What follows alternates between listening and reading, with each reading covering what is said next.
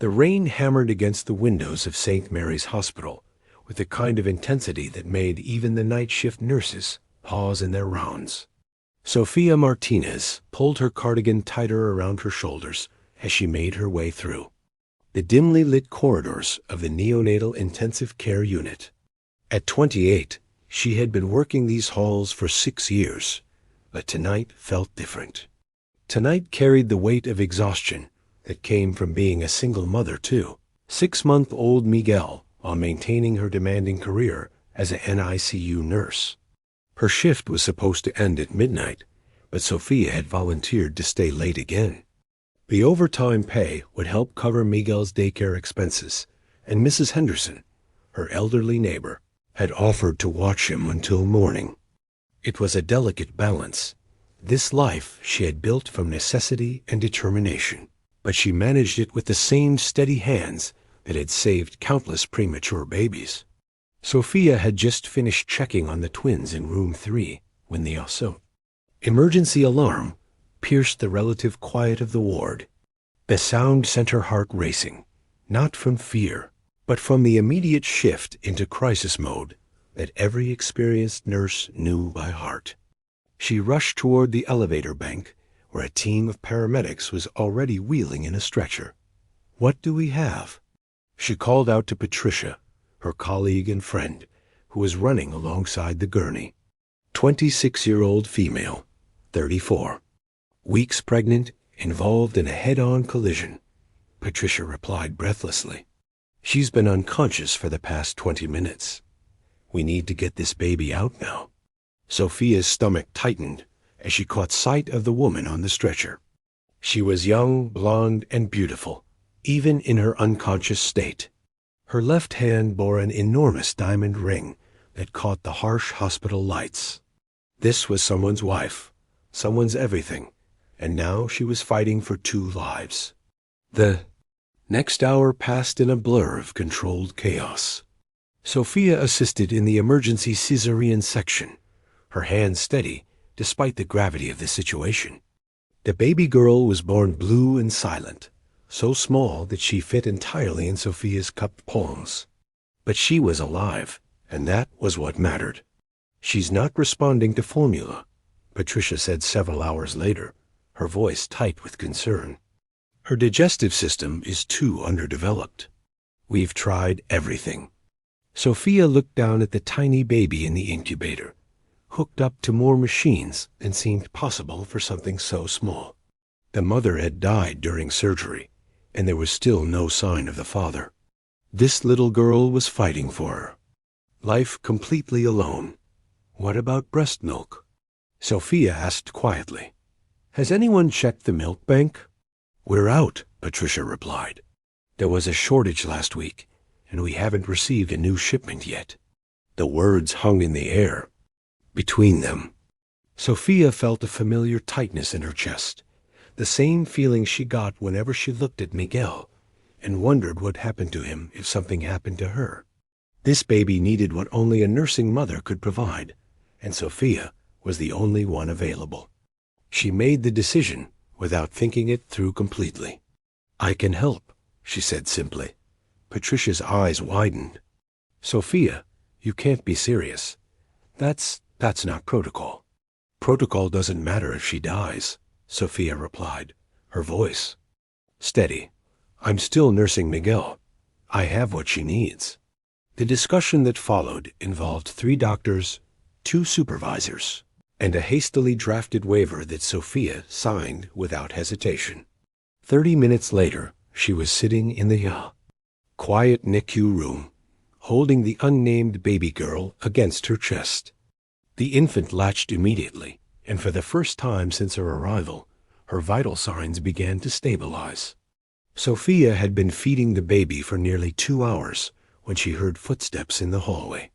She looked up to see a tall man in an expensive suit standing in the doorway, his face a mask of controlled devastation. His dark hair was disheveled, his tie askew, and his hands shook slightly as he gripped the doorframe. "Is she mine?" he asked, his voice barely above a whisper. Sophia nodded, instinctively adjusting the baby in her arms. "She's beautiful," she said softly. "She's been waiting for you." The man stepped into the room slowly, as if he were afraid. That sudden movement might shatter the fragile scene before him. "I'm James Wellington," he said, his voice thick with emotion. "This is my daughter. Her name is Emma." "I'm Sophia," she replied. "I'm sorry for your loss." James's composure cracked for just a moment, and Sophia saw the depth of his grief in his eyes. He had lost his wife and gained a daughter in the span of a few hours, and now he was watching a stranger keep his child alive through the most intimate act of motherhood. "Thank you," he said finally. "I don't know how to thank you." "You don't need to," Sophia replied. "This is what she needs right now. That's all that matters." James pulled a chair close to where Sophia sat and watched his daughter feed. In the soft light of the NICU, with machines beeping quietly in the background, they sat in companionable silence. Sophia found herself studying his profile, noting the way his eyes never left Emma's face, the way his hands clenched and unclenched as if he wanted to reach out but didn't know how. "Have you held her yet?" Sophia asked gently. James shook his head. "I'm afraid I'll hurt her. She's so small." "She's stronger than she looks," Sophia said. "Would you like to try?" 20 minutes later, James was holding Emma for the first time, his large hands dwarfing her tiny body. Sophia guided him through the proper positioning, her hands briefly covering his as she helped him support Emma's head. The contact was brief but electric, and both of them felt it. "She looks like her mother," James said quietly, his voice full of wonder and sadness. "She has your chin," Sophia observed, "and your hands. Look at those long fingers." James smiled for the first time since entering the hospital. "Rebecca always said I had piano fingers." She wanted Emma to learn to play. "She still can," Sophia sighed. "You'll teach her." As the night wore on, James told Sophia about Rebecca, about their plans for Emma, about the nursery they had painted yellow because they wanted to be surprised by the baby's gender. Sophia listened, offering comfort, through her presence rather than empty words. She knew that grief couldn't be fixed with platitudes, but sometimes it could be eased by sharing the burden. When Emma needed to feed again, James reluctantly handed her back to Sophia. As she settled the baby against her chest, he asked the question that had been haunting him since he arrived. "How long can you do this? Feed her, I mean." Sophia considered the question carefully. "As long as she needs me to," she said finally. "The doctors think it might be a few weeks before she can transition to formula successfully." "A few weeks," James repeated, as if trying to comprehend the magnitude of what Sophia was offering. "You have your own child to care for." "I do," Sophia confirmed. "His name is Miguel. He's 6 months old." "Where is he now?" "With my neighbor. She's wonderful with him." James was quiet for a long moment. "This can't be easy for you," he said finally. "Being here, helping us, when you should be home with your son."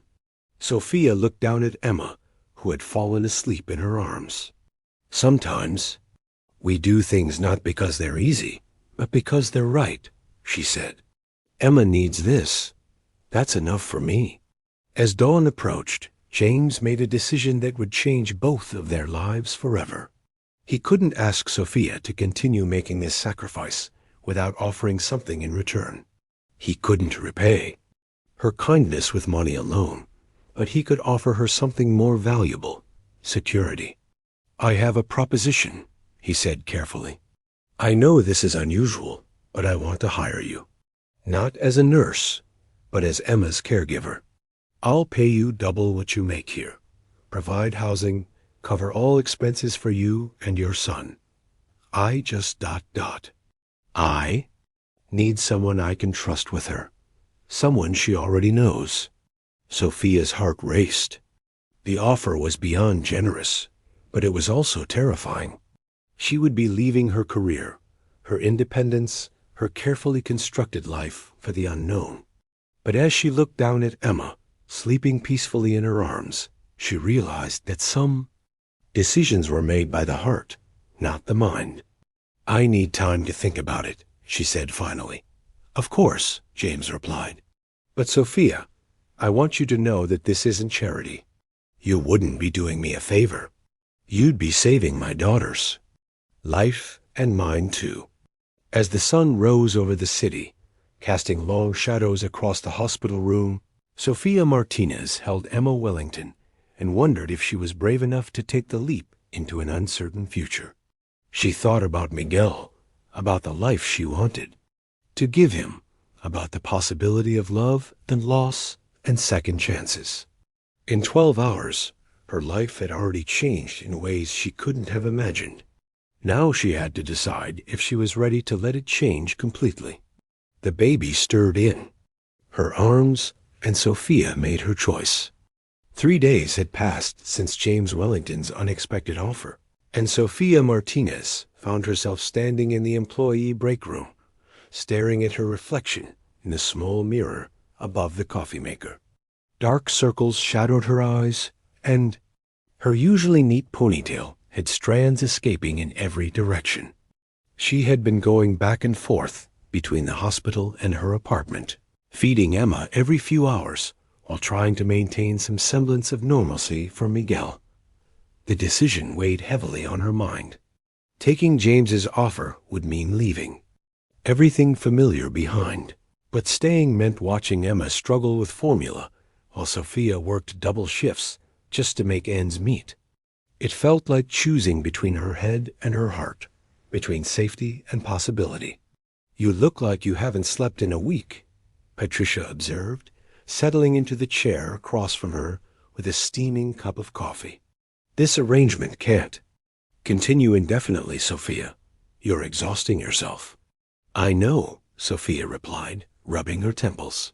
"But every time I see Emma, how well she's doing when I feed her versus when she has formula, I can't walk away. What about Miguel? He needs his mother too." Before Sophia could respond, her phone buzzed with a text from Mrs. Henderson. "Miguel has been fussy all morning. I think he misses you. Are you coming home soon?" The guilt hit her like a physical blow. She was so focused on saving Emma that she was neglecting her own son. This was exactly the kind of impossible situation she had sworn she would never put Miguel in when his father abandoned them. "I need to go," Sophia said, gathering her things. "Can you check on Emma in an hour? If she won't take the bottle, call." The drive home through Boston's afternoon traffic gave Sophia time to think. James's offer was generous, almost too generous. A beautiful home, financial security, the chance to give Miguel opportunities she could never afford on her own. But it also meant becoming dependent on someone else, something she had sworn never to do again after Miguel's father left. She was still lost in thought when she pulled into her apartment building's parking lot and saw a familiar figure leaning against a black SUV. Roberto Martinez, her older brother, straightened as she approached, his expression a mixture of concern and disapproval. "We need to talk," he said without preamble. Sophia sighed. Roberto had always been protective, sometimes to a fault, but she wasn't in the mood for one of his lectures about making responsible choices. "If this is about the overtime hours, I can handle it." "It's not about overtime, Sophia. It's about the billionaire whose baby you've been feeding for the past 3 days." Her blood ran cold. "How did you—" Mrs. Henderson called me. She was worried about you, about Miguel. She said you've been gone more than you've been home, and when you're home, you're distracted and exhausted. Roberto's voice softened slightly. She also mentioned that some guy in an expensive suit showed up at the hospital asking about you. Sophia closed her eyes. She should have known that nothing stayed secret in their tight-knit community for long. "It's complicated, Roberto." "Then uncomplicate it for me. Because from where I'm standing, It looks like you're getting involved with some rich guy who's using his dead wife's baby to manipulate you. The accusation stung because it echoed some of her own fears. It's not like that. Emma needs me. She can't process formula properly, and I'm the only one who can. You're not the only nursing mother in Boston, Roberto interrupted. There are milk banks, other options. This guy chose you for a reason, and I doubt it's just about his kids. Nutrition. Sophia fumbled for her keys, her hands shaking slightly. Can we please not do this in the parking lot? Roberto followed her upstairs to her small apartment, where Mrs. Henderson was sitting on the couch with Miguel on her lap. The elderly woman's face lit up when she saw Sophia, but her expression quickly shifted to concern. "Oh dear, you look terrible," Mrs. Henderson said, standing to hand Miguel to his mother. "This poor little one has been asking for you all day." Miguel reached for Sophia immediately, his chubby hands grasping at her scrubs. As she held him close, feeling his familiar weight against her chest, the magnitude of what she was considering hit her fully. How could she even think about uprooting his life for a man she barely knew? "Mrs. Henderson, would you mind giving us a few minutes?" Sophia asked gently. After the older woman left, Roberto sat down across from his sister, his expression serious. "Talk to me, Sophia. What's really going on?" Sophia told him everything, from the night of the accident to James's offer, trying to keep her voice neutral and factual. But Roberto knew her too well to be fooled by her clinical tone. "You care about him," he said when she finished. "Not just the baby, him." "I barely know him," Sophia protested, but the words sounded hollow, even to her own ears. "That's not an answer." Sophia looked down at Miguel, who had fallen asleep in her arms. "He's grieving, Roberto. He just lost his wife, and he's trying to figure out how to be a father to a premature baby. I'm helping him through a crisis, that's all. By moving into his house? By becoming his live-in? What, exactly? Nanny? Wet nurse? Girlfriend? Employee," Sophia said firmly. "He wants to hire me as Emma's caregiver," Roberto snorted. "Right. Because billionaires always offer their employees free housing and double salaries out of the goodness of their hearts." Before Sophia could respond, her phone rang. James's name appeared on the screen, and she felt her heart rate quicken. Roberto noticed her reaction and raised an eyebrow. "Hi, James," she answered, trying to keep her voice steady. "Sophia, I'm sorry to bother you, but Emma's been crying for 2 hours. The nurses tried everything, but she won't take the bottle. I know it's your day off, but—" "I'll be right there," Sophia said immediately.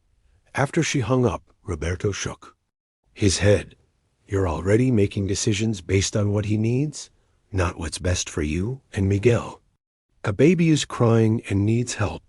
That's not about James. It's about Emma. Everything with him is going to be about Emma, Sophia. That's how men like him operate. They make you feel indispensable, like you're the only one who can solve their problems, and before you know it, you're completely dependent on them."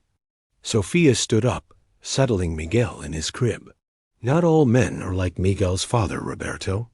No, but rich men who make offers that seem too good to be true usually are." An hour later, Sophia was back at the hospital, holding Emma as the baby, finally settled into a peaceful feeding. James sat beside her, his relief evident. "Thank you," he said quietly.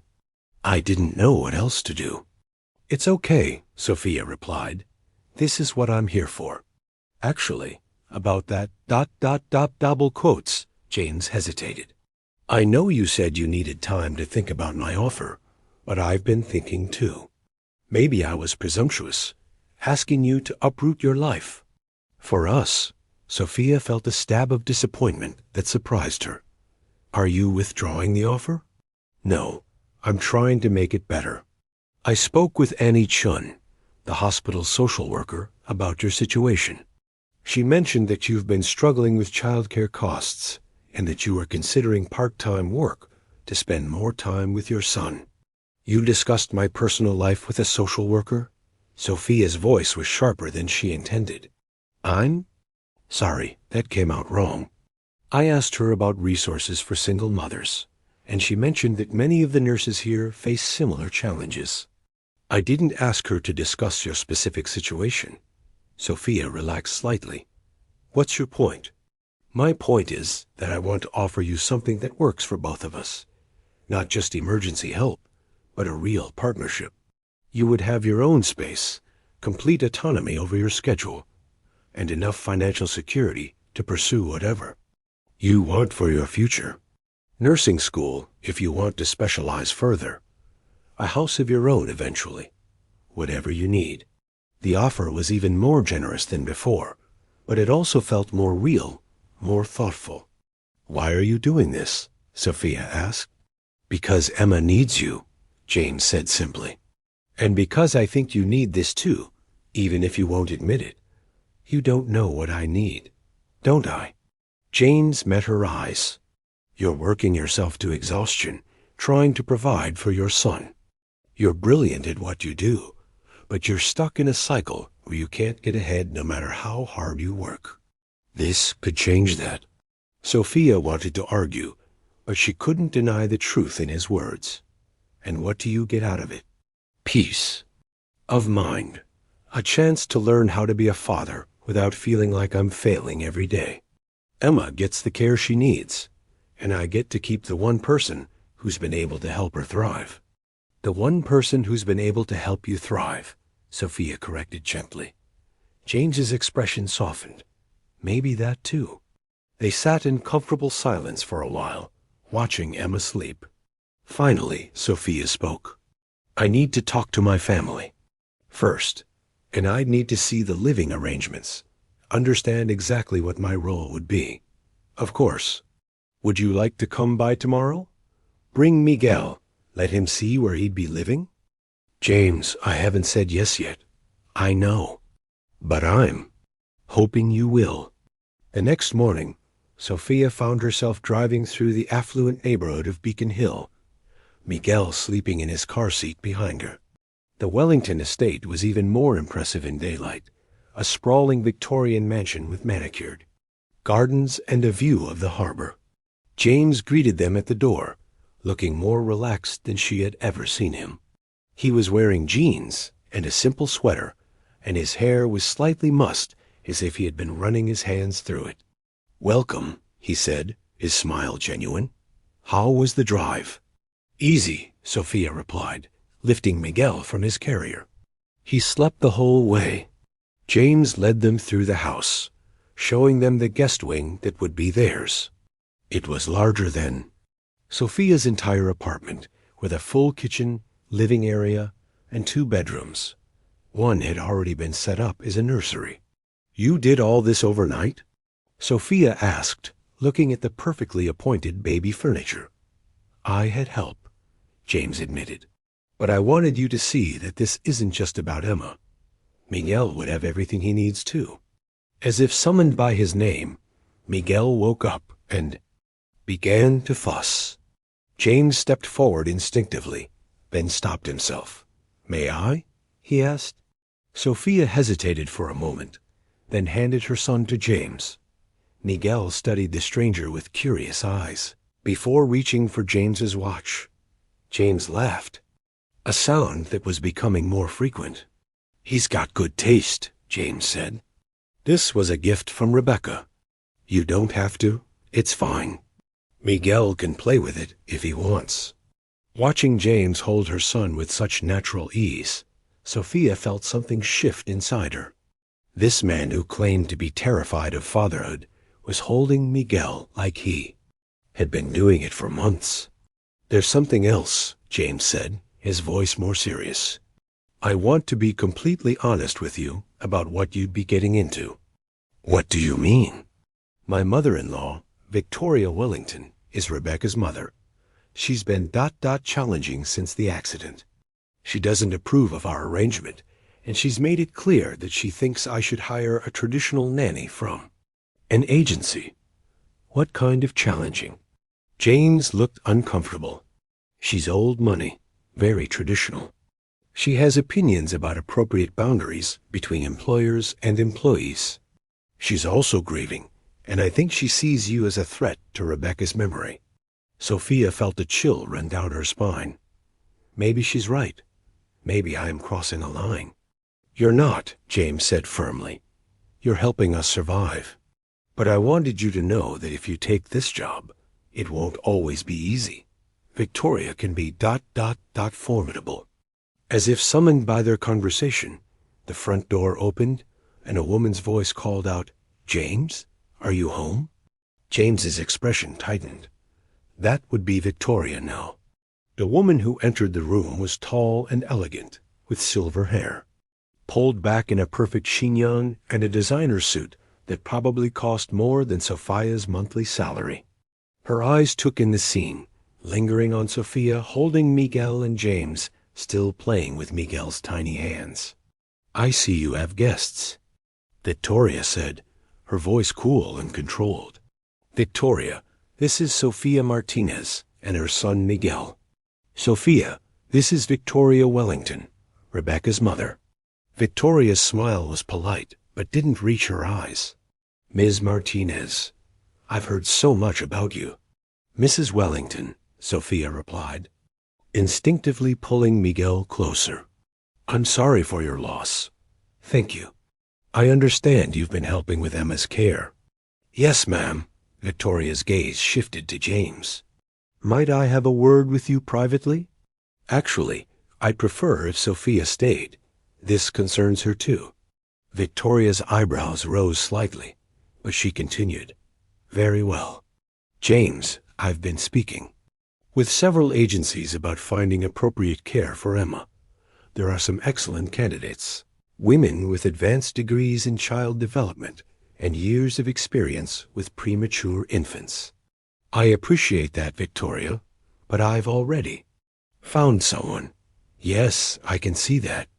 Victoria's tone was carefully neutral. "But surely you understand that this arrangement is temporary. Ms. Martinez is a nurse, not a nanny. She has her own child to care for, her own life to live. I'm offering her a position that would allow her to do both," James replied. "James, dear, you're not thinking clearly. You're grieving, and you're making decisions based on gratitude, not logic. Ms. Martinez helped Emma in a medical emergency, and we're all grateful for that. But hiring her as a permanent caregiver? That's not fair to anyone involved." Sophia felt her cheeks burn. Every word Victoria spoke echoed her own doubts, but hearing them said aloud by someone else made them feel like accusations. "With respect, Mrs. Wellington," Sophia said quietly, "I think that's for James and me to decide." Victoria's smile grew sharper. "Of course, dear. But I hope you'll consider what's best for everyone involved. James is wealthy, and I'm sure his offer seems very attractive. But what happens when Emma no longer needs nursing? What happens when James meets someone else? You'll have given up your career, your independence, for something that was never meant to be permanent." The words hit their mark, and Sophia felt her resolve waver. Victoria was right about one thing. This arrangement was built on a temporary need. What would happen when that need was gone? "I should go," Sophia said, standing up. "I need to think about this more." "Sophia, wait," James said, but she was already gathering Miguel's things. "I'll call you tomorrow," she said, not meeting his eyes. As she drove home, Victoria's words echoed in her mind. She had been so focused on helping Emma and the financial security. James offered that she hadn't fully considered the long-term implications. What if Victoria was right? What if she was setting herself up for another abandonment, another broken promise? That evening, as she sat in her small apartment with Miguel on her lap, Sophia faced the hardest decision of her life.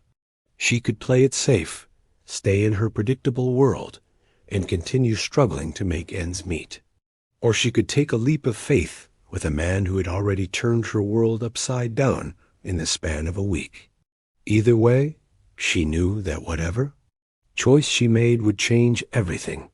The question was whether she was brave enough to choose love over fear, possibility over safety.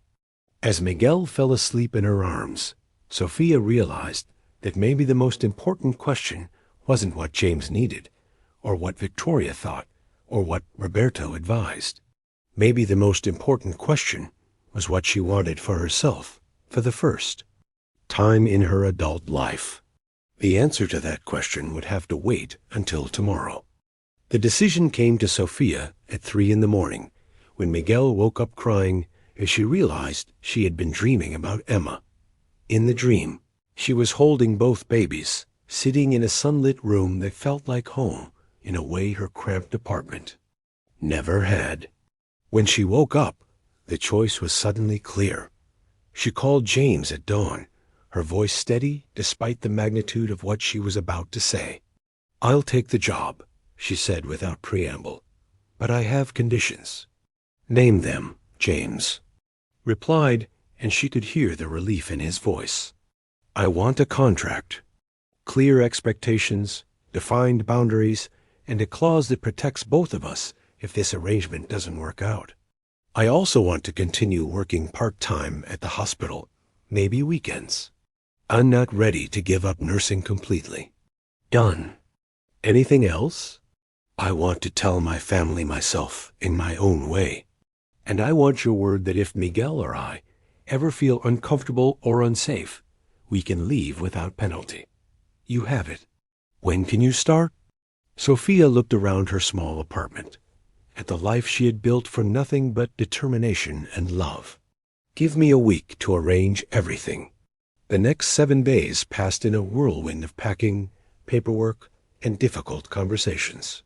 Roberto was still skeptical, but he helped her move anyway, muttering under his breath about rich men and their agendas. Mrs. Henderson cried when Sophia told her the news, but she also hugged her tight and whispered that she deserved happiness. "You call me if you need anything," the elderly woman said. "And you bring that sweet boy to visit me? You hear?" On a crisp October morning, Sophia loaded her car with everything she and Miguel owned and drove to Beacon Hill. James met them at the door, and for the first time since she had known him, he looked nervous. "Elena has prepared lunch," he said, gesturing to a woman in her 50s who appeared from the kitchen. "She's been with the family for 10 years. She'll help you with anything you need." Elena smiled warmly at Sophia and immediately cooed over Miguel, who rewarded her with one of his rare smiles for strangers. "Welcome to our home," she said in accented English. "I am so happy you are here." The first few days were an adjustment for everyone. Sophia established a routine, feeding Emma every few hours while maintaining Miguel's schedule. James threw himself into learning everything he could about caring for a premature baby, asking questions and taking notes like he was studying for the most important exam of his life. Marcus, James's assistant, proved to be an unexpected ally. He was tall and lanky, with kind eyes and a dry sense of humor that reminded Sophia of her brother. He helped her navigate the house's high-tech systems and taught her which takeout restaurants delivered to the neighborhood. "He's different since you've been here," Marcus told her one afternoon as they watched James on the floor with both babies, making faces that had Miguel giggling. "More human, if that makes sense." "He's just learning to be a father," Sophia replied, but she knew what Marcus meant. The grief was still there, would always be there, but it no longer seemed to consume James completely. The first real test came when Victoria Wellington arrived unannounced on a Thursday afternoon. Sophia was in the kitchen with Elena, preparing bottles when they heard the front door open. "James, I hope you don't mind. I've brought someone I'd like you to meet."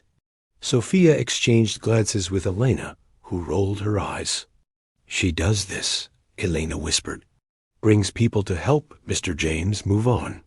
They entered the living room to find Victoria with a blonde woman in her 30s, impeccably dressed and holding a portfolio. "James, this is Charlotte Reeves. She's from the Pemberton Agency, and she comes highly recommended for infant care." James's expression was carefully neutral. "Victoria, I told you I already have someone." "Yes, but Charlotte has a master's degree in child development and 5 years of experience with premature infants. She's also available to live in full-time." Charlotte smiled professionally. "I'd love to meet Emma and discuss her care plan." "Emma's sleeping," Sophia interjected from the doorway. "And she's on a very specific feeding schedule." Victoria's smile tightened. "Of course, Ms. Martinez, perhaps you could show Charlotte Emma's room while James and I discuss the details?" "Actually," James said, his voice firm, "I think there's been a misunderstanding. I appreciate Charlotte coming all this way, but I'm not looking for a nanny. Sophia is Emma's caregiver, and that's not changing." Charlotte looked confused, glancing between the 3 adults. "I'm sorry. I thought this was about a nanny position." "It was," Victoria said pointedly. "But apparently James has made other arrangements." "I have," James confirmed. "Sophia, would you mind showing Charlotte out? I need to speak with Victoria." After Charlotte left, looking bewildered, Sophia could hear raised voices from the living room. She tried to focus on Miguel, who was playing with blocks on the floor, but she couldn't help overhearing fragments of the conversation. ... Completely inappropriate. Victoria's voice was sharp. Double quotes. ... My daughter, my decision. James's reply was equally firm. ... What Rebecca would have wanted. ... Don't. James's voice was dangerously quiet. Don't use Rebecca's memory to justify this. The conversation ended abruptly, and Victoria left without saying goodbye. James found Sophia in the nursery, where she was folding Emma's clothes with perhaps more attention than necessary. "I'm sorry about that," he said quietly. "She's not wrong about some things," Sophia replied, not looking up from the tiny onesie in her hands. "I don't have a degree in child development. I'm not a professional nanny. No, you're not. You're something better. You're someone who cares about Emma as if she were your own." Sophia finally looked at him. "Is that what this is about? You want Em to replace Rebecca?" "No," James said immediately. "I would never ask you to do that. Rebecca was Emma's mother, and she always will be. But Emma needs someone who loves her now, in the present. Someone who can help her grow up healthy and happy. And you think I'm that person?" "I know you are." Their eyes met across the nursery, and something passed between them that had nothing to do with Emma or Victoria or professional boundaries. It was the first time Sophia allowed herself to acknowledge that her feelings for James had moved far beyond professional concern. The moment was broken by Miguel's cry from the other room. As Sophia moved to tend to him, James caught her arm. Gently, "Sophia, I want you to know that whatever happens between us, your place here is secure. You and Miguel are part of this family now, if you want to be." "What if I want to be more than just an employee?" The words slipped out before she could stop them. James's expression grew serious. "Then we'll figure it out together." 2 weeks later, their quiet domestic routine was interrupted by an unexpected visitor. Sophia was feeding Emma in the living room when the doorbell rang. Elena answered it, and Sophia heard a young voice asking for James. "There's a boy here." "To see you," Elena called. "Says he's your son." Sophia's blood ran cold. James had never mentioned having other children. She heard his footsteps on the stairs, heard him stop abruptly in the foyer. "Lucas, what are you doing here?" "Hi, Dad. Mom said you had a new baby. I wanted to meet her." Sophia stood up, still holding Emma, and moved to where she could see the entrance hall.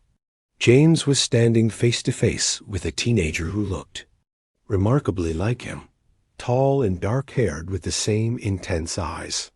"Does your mother know you're here?" James asked. She knows I'm in Boston. She thinks I'm visiting friends. Lucas's voice was carefully casual. Are you going to let me in? James stepped aside, and Lucas entered the house. His eyes immediately found Sophia and the baby. Is that her? Is that my sister? Lucas, this is Sophia Martinez and my daughter Emma. Sophia, this is Lucas, my son from my first marriage. Sophia managed to smile despite her shock. It's nice to meet you, Lucas. Can I hold her? He asked, his teenage bravado falling away. Of course, Sophia said, settling Emma in his arms. Support her head, just like that. Lucas stared down at Emma with wonder. She's so small. Was I this small when I was born? Smaller, James said, his voice soft. You were premature, too. I don't remember you telling me that. There are a lot of things I should have told you, James admitted.